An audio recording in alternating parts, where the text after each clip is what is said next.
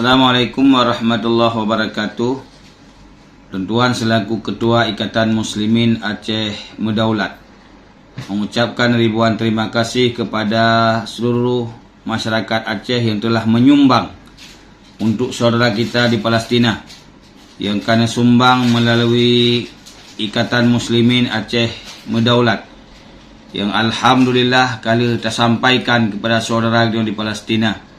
Untuk kalinya kita bangun di Gaza Selatan beberapa kem pengungsian atau kem darurat, karena saudara kita di Palestina tengah ditimpa oleh musim dingin, sementara rumah-rumah kabih hancur dibom oleh Yahudi Israel laknatullah.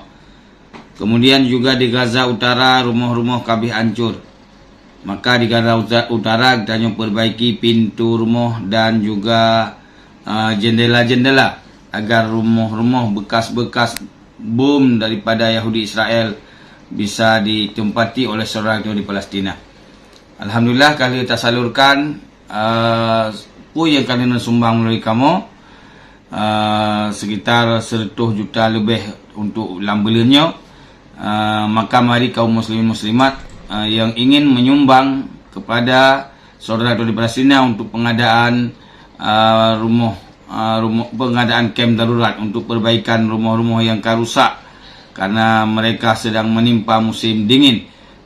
Tersayangi anak-anak saudara kita, urun tua yang harus di dalam tempat-tempat yang hana layak, maka kita tak usahakan bina kem mempadu peluh boh yang bisa tersumbangkan.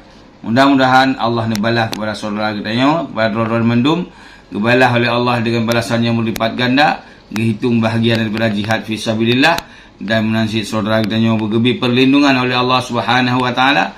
Mudah-mudahan Palestina segera merdeka. Amin ya rabbal alamin. Assalamualaikum warahmatullahi wabarakatuh.